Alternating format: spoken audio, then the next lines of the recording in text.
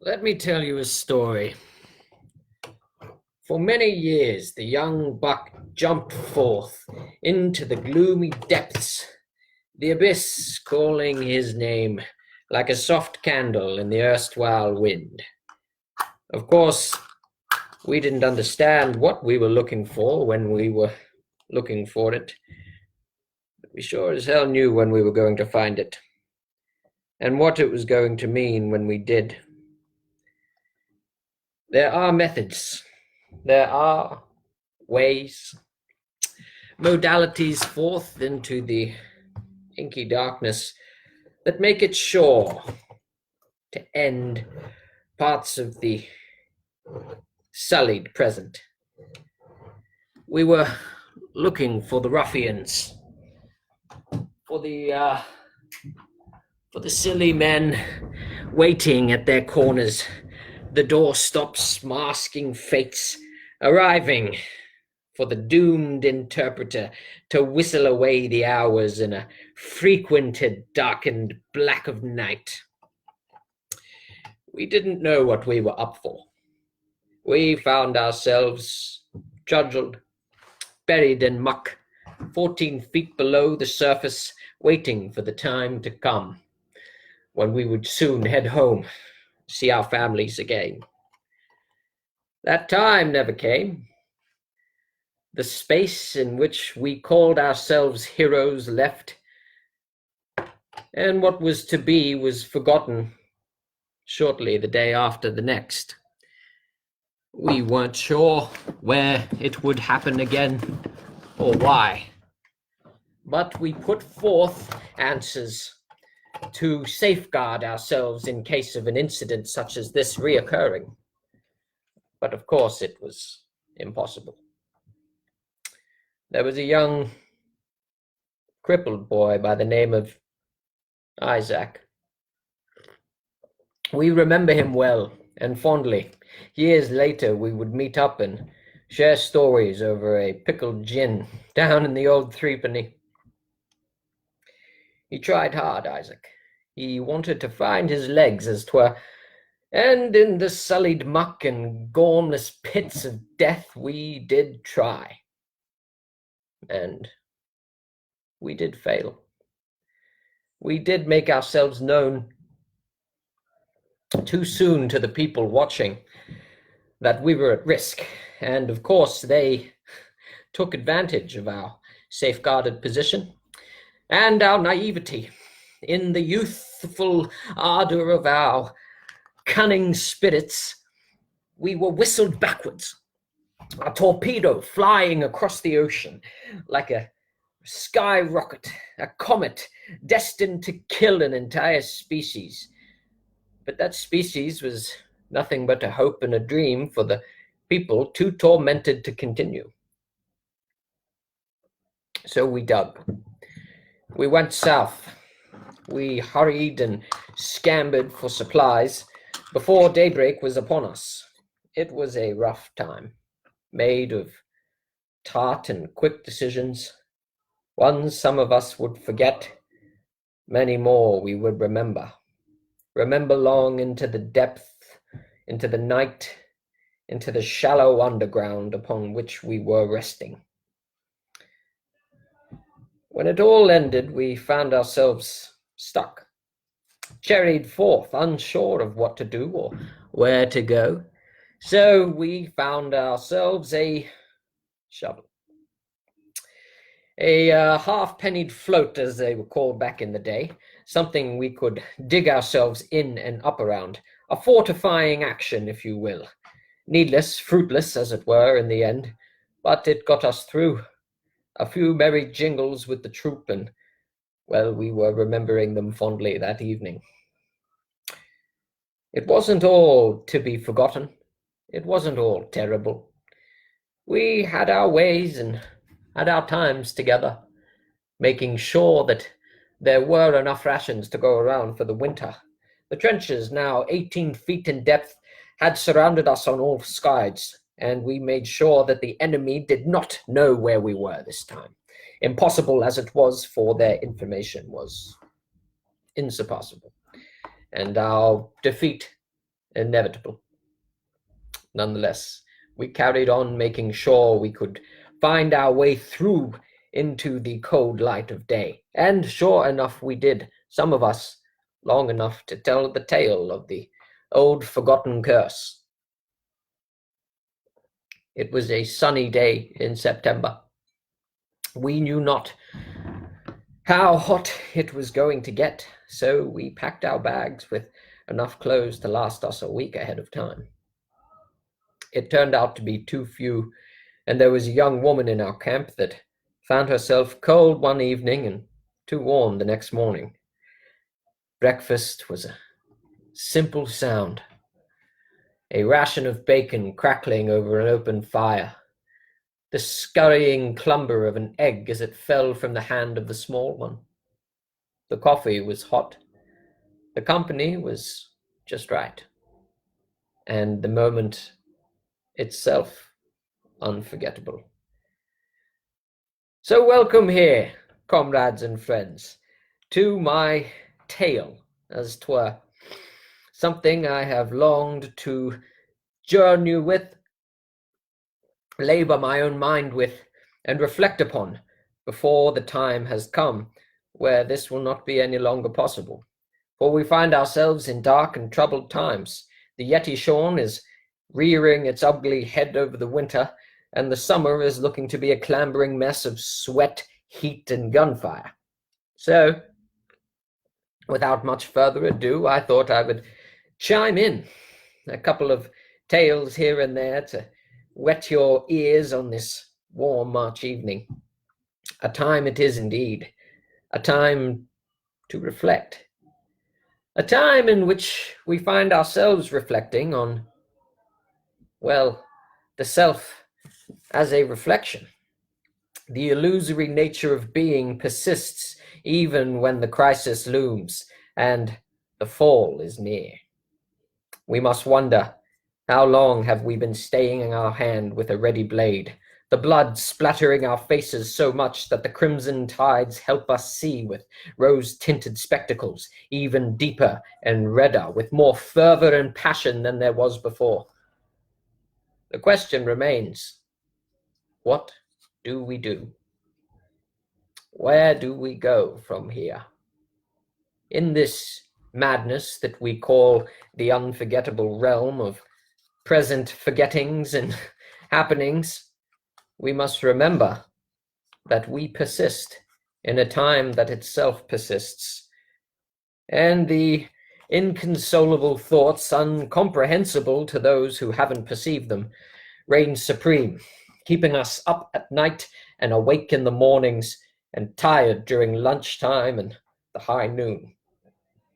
We rest when we should be awake, and we stir when we should be resting.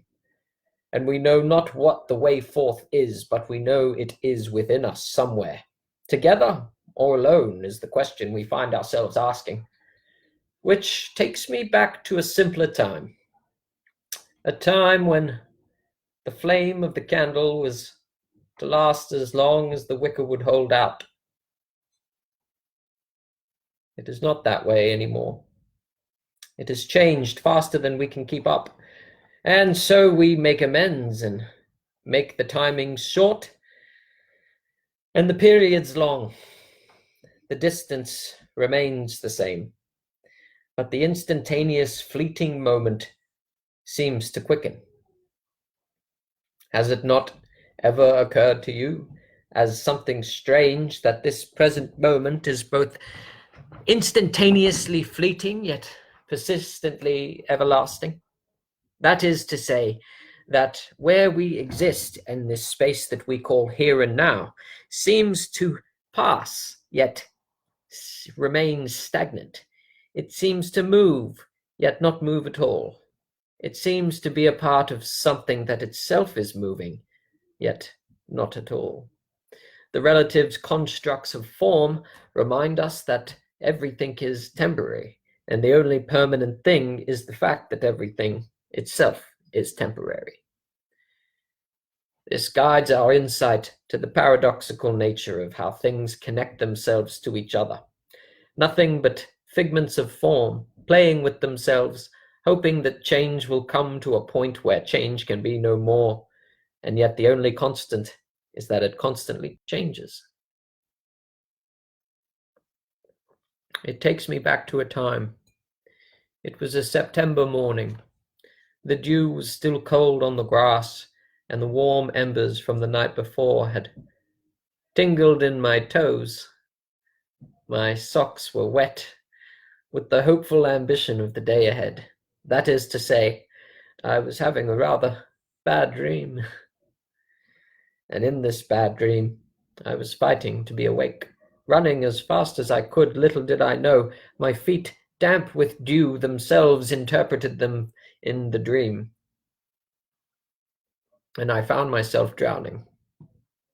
A warm body of water pooling over me while I was helpless to lay there, paralyzed in fear, wondering if the liquid would fill up my lungs and I would breathe water like a fish, and how long that would last before I would lose my awareness and welcome myself into the deep abyss of nothing, from which we all came and shall all return. Oft forgot that we return, oft forgot that we came from a place that cannot be born, that cannot be created, for it is the creator, and how can one create a creator but itself? These are the troubling thoughts that plague us in these times of darkness, when there is little to do but ponder our own mortality in the cold face of our friends and families locked away, and our enemies ever closer, invisible and microscopic, yet reigning supreme and maintaining control as they do. It's ideas that form our destiny, and not the other way round. And it must be our ideas that change reality to make it so that ideas hold power, stock even, control and authority over us and our actions, and our kinship, and our food, and our water, and our drink, and the seasons. Nothing but ideas, the seasons are, which could be argued to a blind point by a deaf man on a hard day, but is in fact not done so, because we do not give these things the credit nor time of day. We find ourselves lost in a maze of pointless ramblings, wondering how we spend our time, desolately wasting it with these cool, fresh harnesses of reality pouring forth like fragile seconds ticking in a phantom hourglass. And we waste, and we watch, and we grow old. Some of us, lucky if we do. Mostly don't. Then, if we ever feel the urge or pull, we make it known to one another that we are here, that we are more than forms formulating in a vast denizen of plagueless blackness. The abyss we so often laugh at laughs at us for finding it so inconceivably plain. And we find ourselves wondering, what is reality? What is this time? What is happening? We seek answers from the outside. We fervently obsess over matters in which we hold no stock nor control, and we ignore those which we can. For the matters we can control seem not important to us, for if we wanted to do something, we could. And so we fucking fight and fight over elements beyond our control, for that is where the real game is played. That is where the sport encapsulates the spirit and makes us rise up against each other and for one another in unison, together, making sure our destinies are forged, because at the end of the day, when we win the game that we could no longer control, then we control what we couldn't earlier. And we hold no importance or stock in the things that we can control.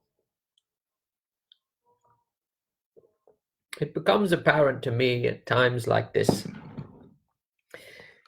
that it was those simple days, back in the wide yonder expanses of a young boy running through the forest, hoping to find a wood speckle or a yarnid ambling in the dusty earth, pecking its nose out upon the cold ground. Such simple times they were back then, making sure never to get somewhere, even though nowhere was really the place we needed to be at the time. So we put stock in finding nothing and playing for the sake of fun. Now we have fun for the sake of play and make cold assurances, cold confidences that there is use out there for our sordid selves, that if we just hold on a little longer, something, some sort of sensical meaning will come from this. But, my dear friends, I am here to show you there is no meaning. There is no beginning. There is no end. There is only the constant unfolding, everlasting moment that happens to each of us and plays out like a sophisticated drama with a villain and a hero, only to repeat itself for infinity. Has that been a thought you've ever cognized to the extent of realizing an awaking terror? What if it repeats itself? What if there is nothing but the middle, and that it goes on and on, with no signifying moment of life or death or decay or birth, but that it is all it can be, and its overwhelming simplicity comes as existential disappointment to the fore, something to crush us into the ground, faster than we can understand a single solitary moment of it, and before we know it, we are plagued with the idea that nothing persists but our own observation of it.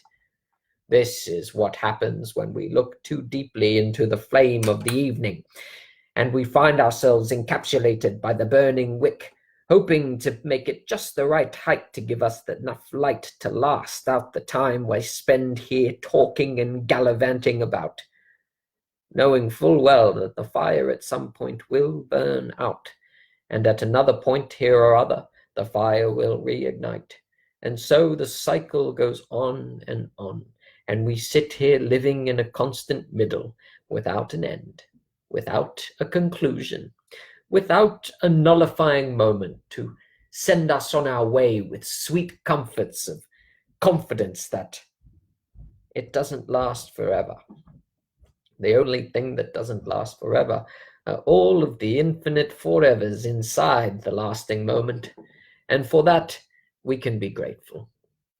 For that, we can give ourselves a moment of lush practice to fall into the riverside and play in the dirt with our friends and family as if we knew them not, but once again, and for a fresh new start, we find ourselves hoping for a brighter day. Upon these words spoken, she closed the old book and looked up from her mantle, her withered eyes plum drunk with the evening warmth, and a few whispers of sherry weeping out of the corners of her mouth. The young boys listening to this tale were silent in reverent awe, unsure of what they were listening to, but sure that what they were hearing was something that would change the way they looked at things from here on in.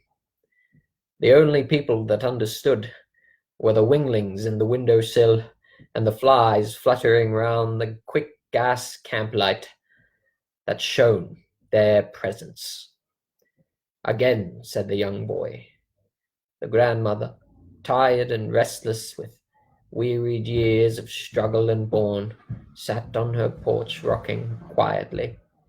Her mouth in a creased smile, yawning, took out a long pipe, packed it with her son's young tobacco harvest from the day, dried in the kiln as was practice at the time, struck a match with the end of her fingernail, and sucked until the warm tobacco smoke enriched her lungs and made her foggy-headed. She simply nodded at the boy, uncaring about whether she obliged his requests, but grateful to be in the warmth of the fire nonetheless. The young boy, John, he had found his way, 8 years old and interested in the way the birds flapped their wings in the summer breeze. The autumn came, and one morning a bird had found its way onto his windowsill. Not being aware of the force of actions and consequences that befall the young sport, he accidentally killed that bird. And with the small death in his hands, the petit mort, as he was soon come to learn, he witnessed his first birth of despair. This set John up for a lifetime of inquisition, of tepid gestures awaiting him in the cool, dark winds, while his grandmother watched on in her rocking chair, until her final days, where she would whisper sweet nothings at the air as if her past lovers were walking amongst her.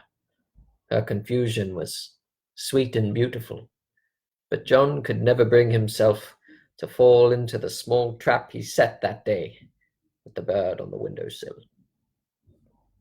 Nonetheless, in that cold camp-fired night, the young family with their old mother sat and mourned the loss of the stars and moon, looking up into an empty night and realizing all of the promised forgottens that they had once held in their hands.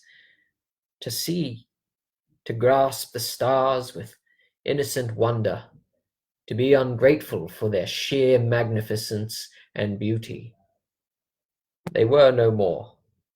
They held no more light, and the planet on which they sat was the last in a cold wind, their star on the other side of the earth, their home, falling into darkness in an empty, starless night, with no moon and no planets, and nothing but themselves to hold.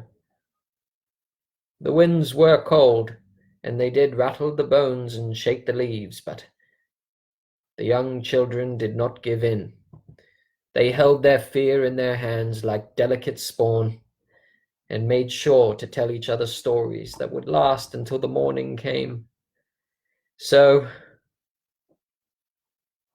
I think the youngest of them, Alan, he knew himself to be a rather rambunctious young child, always playing in the dirt, making sure that the other children knew he was the leader of the pack, despite being the smallest and the youngest. Alan's adventure was something to behold together with his brothers and sisters, no matter how much he resisted their help. They could only together conquer the sands in the hot June sun, waiting for the time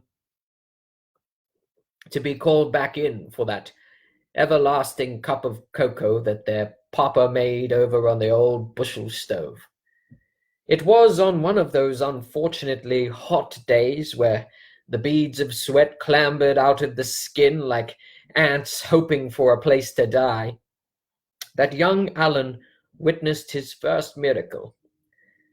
The sand was falling down in great clumps on his sister's hair, and his other brother, John, as we referred to before, was skipping stones across the old lake, when one of them skipped itself back in a seemingly impossible feat only the physicists of ye olde, before we started to understand how dots fall on paper, could understand this action as something higher than himself, something beyond comprehension or explanation, and something to prove the existence of more than sticks and stones. He kept that stone, the thin, smooth, water-worn droplet of hard silt, black as coal, hard as a diamond, kept in his front breast pocket for all of his days, until he then imparted his what came to be miracle stone upon his son, Joe, and upon Joe's son, Alex, and upon Alex's son, Chris. And so on the stone passed, hoping for each new hand to grasp it, to be thrown back in the lake and never to return. But such was not the case with the stone that skipped its way back, for it was good luck now, and could not be cast into a lake without a wish stronger than 4 generations of time. And who can come up with a wish stronger than that, other than time itself? So the young family packed up their bags, moved out of the house, and made their way into the strong winds of depression. It was a tough time. Resources were at a minimum. Dirtiness was essential if you wanted to make it known that you had nothing. To look too clean was to make a target of yourself, and to look too dirty was to make a marker of yourself for that target. So you found a healthy middle ground, traipsing the streets looking for crumbs and strats and cats and rats, not to befriend, as you might know the practice to be, but for nourishment, for warmth. It was the food we now call vermin that kept us alive in those solid winters. A time that may be happening now to us all. A time that makes us wonder, when was the last moment of inquiry for yourself about your own survival? How long would you last without something such as this light, this tin, this cup, as it were? How long would you last in an empty, abandoned world where everyone is fending for themselves under some illusory guise of working together? We all know that when one must fend for themselves, there is no together to be had. For those of you joining me new, or leaving soon, I bid you farewell. For those of you coming on now, wondering, watching, waiting for me to get to the point, I assure you, it is coming. It is on its way, and this direction does have a direction, even if the ending is not near. Pay close attention to the words that are spoken. The middle is the paramount peak, and the middle can continue on without start or finish or beginning or end until the day is done and the voice is hoarse. But as I said, there is some significance. There is some meaning to be beheld by ourselves at one time or another, making sure that the things happen as they need to happen. When time ticks its ugly face over into the dark night, we must find ourselves consoled in the warm comforts of our home and living, in the comforts of each other, or in the comforts of our solitary selves. For there is nothing more comforting than the solitary self. Ergo, the self itself provides comfort, and nothing more. We merely attach ideas to the idea of comfort that it comes from without. Needless to say, the comforts we feel are almost always coming from within, such as the light of this flame, the blueness of the rich sky, or the green grass and the birds chirping. Where are these phenomena occurring? There is no blue in the sky, there is no light in the flame, and there is no sound in the bird's mouth. They are merely fragments, illusory forms of being created by ourselves for ourselves to enjoy. For the blueness that you see, did you not see it all your life? Have you not only known the color blue as it is, and could not be any different, for would come with and hold a different name itself? And yet we grant credit to an external creator. We thank the outside of ourselves for the experiences that happen inside. Curious, no? That we grant the credit of our biographies to something or someone else, to a parent perhaps, or an ancestor, or even to the beginning of this very universe, something we decided would not happen indeed. Is there real teal? How is it still full? I cannot tell you the secrets that exist inside your own mind. I can merely point to them like a mirror reflecting its own image back at itself. For if the color blue and the sound of the birds chirping in the autumn breeze is something happening inside your own head, inside your own mind, happening projected onto the inside of your skull, then so am I. Nothing but a figment of your imagination, sitting here talking to you right now, pretending I came from somewhere else, but really I'm nestled deep inside your cozy consciousness, alerting you to your own significance. For if we do grant credible reality to the world outside of our heads and skulls and faces and minds, then we must credit ourselves as being that reality. And so, in one wide sweep, in one waking gesture, we can dissolve our sense of being and allow the expansive nature of time to open us up like a lotus flower, drifting in the shore of its own creation, making sure that we do see ourselves as who we are, in that what we see is a reflection of our being. And the reflector, the mirror, is what we would call ourselves. If this presents itself as paradoxical and yet cannot be denied or confused with anything less real than the sun or the sky or the taste of the fair air itself, we must admit that something is happening, and we are the happening something that is happening too. That is to say, where do your thoughts come from? What is an idea, if nothing else but something to experience? But even that gives it too much credit of form. What is an idea but an experience? We can only ask these questions and look at the answers as confusing, as unrealistic. And yet they persist as questions we must ask ourselves in times especially of great need and sullied intervention by forms of logical thought. Tell me, where does the logical thought arise? Where does it end? Is not a logical mind and a rational soul the byproduct of an irrational, paradoxical universe? For whoever said it was the rule of reality to not itself be paradoxical? And if that was the case, how can there be a paradox to be experienced?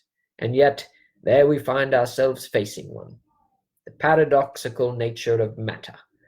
We look closely at things and find that they do not exist except in our own mind. The only solid thing we can ever say about something or piece of matter is that it is an experience.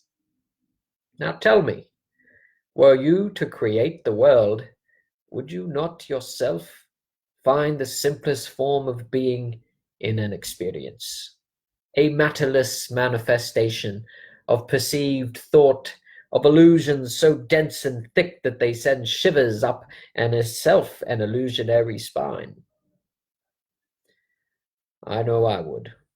But I'm not here to convince you of something you secretly already harbor as a belief, even if at the moment you may find yourself with good cause to reject it outright, fastening your girt straps to the floor and making sure that you can proclaim with absolute assurance and certainty that you do indeed exist, and that matter is here as something outside of and significant to, as well as abstract and objective to, yourself.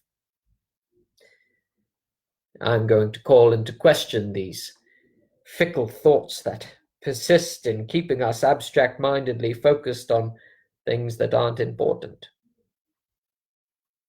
What is an experience? What is a thing? These are questions with answers so shockingly obscure and existential that they will frighten you to your core, and in the face of death you will crumble and fester at them, begging to be reprieved of the infinite mercy of abyssness, of nothingness. For the simplest way for things to be is for themselves to be nothingness, to be the simple act of non-existence is the answer, and for that existence to contain all that there is simplicity in itself. For the secret is that it is simple, and the simple thing is that it's no secret. And therein lies the great joke that we tell ourselves, that it all matters, that it all comes from somewhere and is going someplace. And as long as we are also going toward that place, we will one day find salvation. And yet, that place itself is a place that must be inhabited solely by the present. And if the illusory concept of heaven is a present phenomenon, then it can exist at any time in any present, that paradise and hell occupy the same space at the same time, destined to be separated purely by perception of being, of a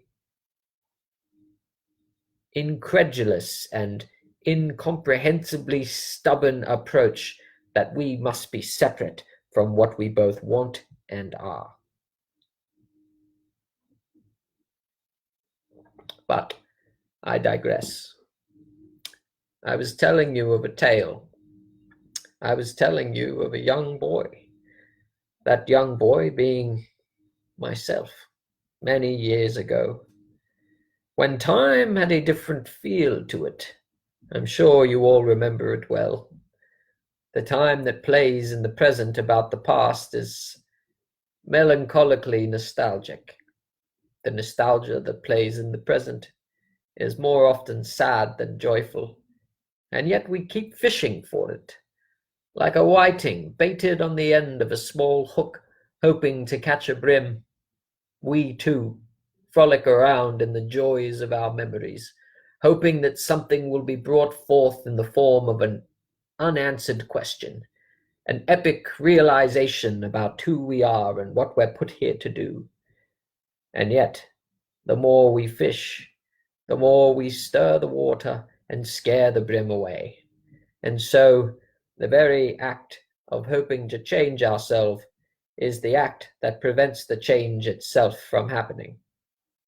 And such it is, we lie in the paradox of remembering a better day, remembering a tomorrowed future that does not yet exist, or living in a past that can only exist as a memory. We do exist in troubled times, fortified against resistant movements. Adaptability is going to be a strong imperative to stay together, to stay somehow on top of the curb. This is going to be unlikely to maintain for very long, given the current state of affairs we find ourselves in. Stocked foods fall away by the witness side, and people start deciding to look at the earth again, as if shocked into a barren construction that they did not realize they had been building. Responsibility will not be taken. A look toward the future will be one of hope, and yet hopeless abandon is something we should foster and nurture like a new seedling emerging through the bush. For it is only when we abandon hope that we give ourselves the new ideas that may help foster in a breed of tomorrow that is yet to exist. But we do not abandon hope yet. We hope, and we will not abandon it. So what can we do but hope for abandonment? And of course, very soon our wishes will be granted. We will feel lost.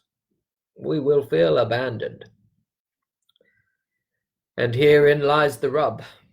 For as much as I would love to leave you on the loss of abandonment and the loss of hope, I cannot. I must give you some rise, some cadence, some cathartic ending to the idea of existential infinity. And that is, it changes. The only thing that doesn't change is the fact that it always changes. And it will always continue to change, no matter whether it's here, now, in 5 years, in 500 years, in 5,000 years, or 5 million years. It will continue to change and grow and repeat and recycle. And we will live through these loops as we have before and will continue to do as days go on, each rostering out our small section of camplight in the form of a sense of being, while letting others come to the fore and ride the sleigh for a while. We will return to the place in which we were born, which is to say, we will return to the place where nothing is born. And by nothing is born, I do not mean the absence of something. I mean the birth of nothing. For nothing itself is something to hold. The true nothing, the capitalized nothing, cannot be spoken of. In fact, it cannot even be comprehended, for to comprehend it is to turn it into something. It can be felt, like a shadow we can never witness, like a hand behind our head that we cannot see, yet know is there. The true nothingness, the true emptiness of non-experience awaits us all, and for it we are merciful. For to not be ended in some way, in some form, is to ride the infinite train in its cursed loop forever. That means all that has happened, all that will happen, has been happening without end and without beginning. For how can something that doesn't end ever begin? How can something that wasn't born be created, but by its own paradoxical bootstraps? These are the thoughts that turned around in my young mind that summer's day when I was skipping stones with Alan and John down by the riverside. We were looking at the fish in the clear water, itself only about 1.5 feet deep.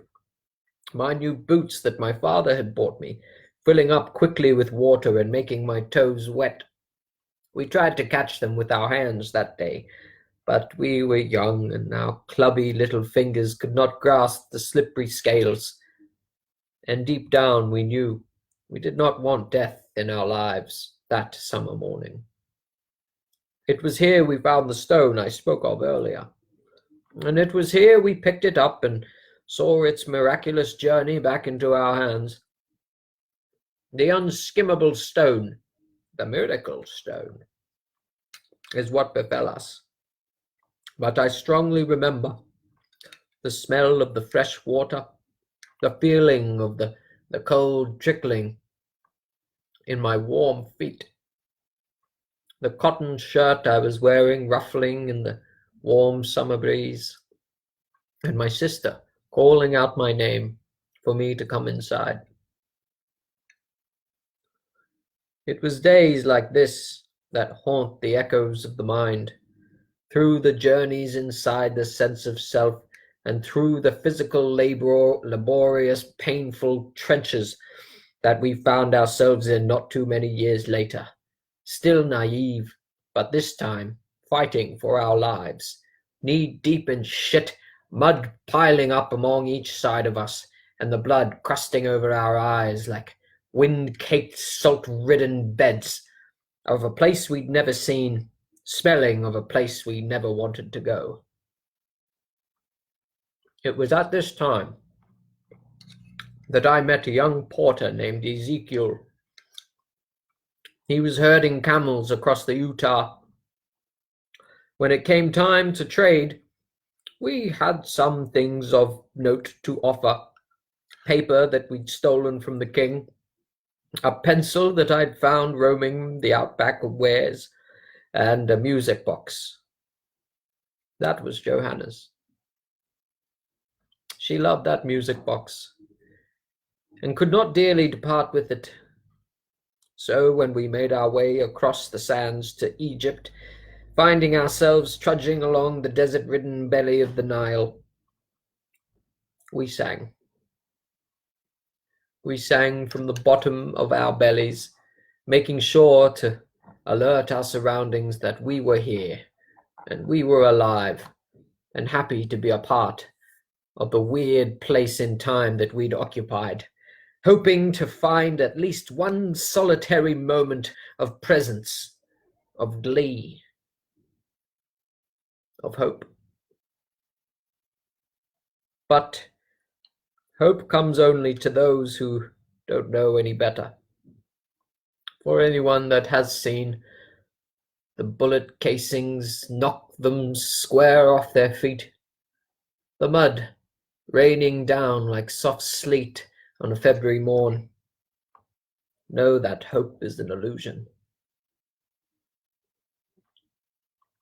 Yet one can say illusions themselves are real and can hold form and matter.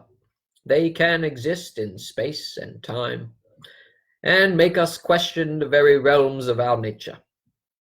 Illusions, like masks, are things we wear to put forward versions of ourselves that help us survive.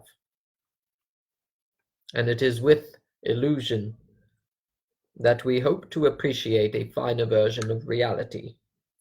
The salt-ridden grit finding its way to the core belly of the pearl and turning it into an illustrious jewel that people find valuable purely because light refracts and makes the mind jump with joy.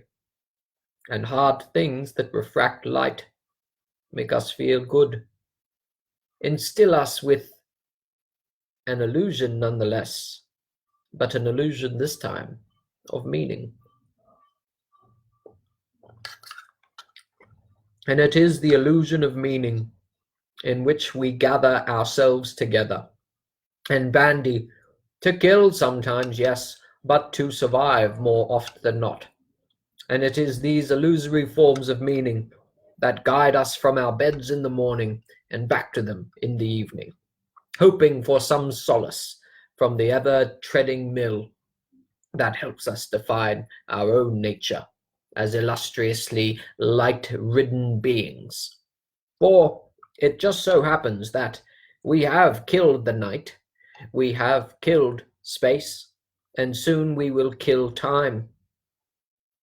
But not before we realize what it is we are killing, what it is we are forgetting, and what it is we are saying goodbye to. So, what happens now? Well, I think I'll tell you a tale of the time I once saw a lion waltzing itself through the Saharan desert on its own and with a blood-stained mane, hoping to find its cub. I myself was there with a young adventurer named Christopher. We'd met ourselves in a desert bar on the other side of the Steel, hoping to make arrangements of quick and safe travel up into the Orient and on a Porterman's ship. It turned out it wasn't to be that way in the end, but we still held on to the idea for as long as hope would allow, not being sure of when or where we would next see our friends and family again. We set off, in looking out for the great pyramids themselves. To some, only an idea. To us, a journey. A story where the pages were being written with the boots of our shoes and the chapters being ended with our laughing and guffaw. The campfires would last all night. The wine was cheap and fell richly, and the water was near and not to be feared. So there we were, wasting time looking for something that may or may not have existed in the direction we were chasing it, only to be discovered that we were heading in the wrong direction, no less. For 8 days we traveled a path, believing the sun to rise fortuitously in the west this time. Only after discovering that it in fact did not, did we realize our shortcomings and start to get worried about our dwindling supplies. Indeed, we headed east this time, chasing the sun like a dog with its tail, hoping for some solitude or oasis hidden somewhere in the desert that no one had ever found, and we would be its first sole victors and proprietors. The good day of first discovery, of course, never came, and we did not perceive the next afterward. We were taken asunder, court-martialed quite quickly upon returning, and found ourselves in a dingy prison made of stone, and not 8 days later, me and Christopher laughing together just prior, now crying and wishing we'd been more wise, only learning the cost of true wisdom is ignorance to begin with. And so it was that we ended up finding ourselves out of this said steel trap of a bar, making sure we paid the right people in the right way with the right things. At the time, it was the sort of currency we had found south a couple months back. We did not realize its true value until it glimmered in the erstwhile evening before the prison guards themselves jumped up, shrieking and pointing at something we had no comprehension of as meaning anything or holding value. We used that to barter our way through the country gates, deep into the dark of night, being shepherded underneath a woolly and rat-infested rug, with crates of ore and minerals waiting for us to fall behind. And we did, indeed, find salvation in the lamplight, and the jokes came forth and fell asunder. But we were never to relive the glory days of tracing the pyramids back through Egypt, in which the time was calling for us to get back to where we came from. Going south for the east, we made a few short pit stops over by the old tree and started digging. We must have dug for hours, days perhaps. Time became no matter, for we had it in our mind that something was there worth chasing, worth finding, worth wishing for. And this was again my last scrape with hope, the last time I'll find myself inclinged inside the rapid serpent's mouth, waiting and wasting away for a glimmer of salvation. It was here that the bucket-filled paper cups were falling short and deteriorating away. The small loan that we were given used up. We knew not what we were doing, nor where it would take us. But we knew the yesterday's early morning evenings would be taken hold again, and the mad ramblings of the man in our tent would soon subside. His name was Penelope, a curious individual who made himself known by one evening shrieking out into the desert that he himself was a serpent, and he said he did this many times a day to scare the raptors away. When we inquired what he meant by raptor, he simply did a somersault and laughed maniacally while removing his clothes. We kept him on board for a day or two, for he was just too much jolly fun to have around, before he started eating our supplies and throwing our cans into the sand, hoping they would rot, knowing full well they couldn't. Nonetheless, Penelope was our guided friend and most senior navigator, and the only one in the crew who knew where to find good wine. He became a dear friend years later, when we found him at a poker tournament down in the Mississippi, We were traveling on a raft we'd fashioned out of old fallen tree logs and some twine he'd bought in an old country market. We were whittling away the hours, catching fish with our hands and hoping there was some gaslight left for the winter morning, when somebody had double-dealed the cards, you see. There was a shuffling to be had that no one quite trusted, and in doing so ended up winning us a pot of coffee for the day, which is what they called it at the time, but let me tell you, meant something completely different than what it does now. Nonetheless, we took our pot of coffee and made our way northward again, once more hoping to find another traveler, alone in the wilderness, waiting to be forgotten. And so comes to an end our illustrious tale of tinkerings and mayhem, of incomprehensible, swaggering words coming forth from my soul, heart, and delivery. We must find time to appreciate the words themselves.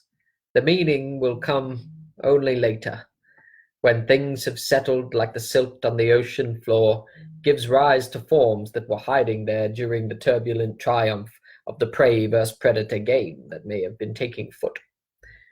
And so, in such a way, we must wait for time to tell us what it needs us to know, which, as I have been telling you, is that there is only middle. There is no beginning. There is no end. There is merely us here right now, waiting for the opportune moment to strike like the cobra at the small marsupial, the marsupial itself being a figment of our own illusory identity, and the cobra being the being grounding that identity. We must strike like a serpent at illusory forms of self, so that we can truly experience the real self. The self unhindered by chaos, the self unhindered by desire for form, the nothingness of the self, the background ramblings of the unperceivable, the incomprehensible muted nothing noise that makes us wonder, how do we get up in the morning, and why should we go to bed in the evening? The non-reflective self is itself a reflection, and the words of the wild man furry to a close as the evening comes to an end. But remember, no end can be found, such as what my sister discovered when she turned 17 years old. It was her birthday, you see, and there was a celebration in the field for her. My mother had spent all her night and most of her paycheck that week, which I believe was a nickel and a half, if I can correctly remember, on sewing her a new gown to play in. She had no idea that the very gown she was trying to fix itself was a present for herself. And when she ran out there to greet my mother with sun-kissed arms, was wrapped up in a present of her own creation. Unsure of what to make of it, she burst into tears.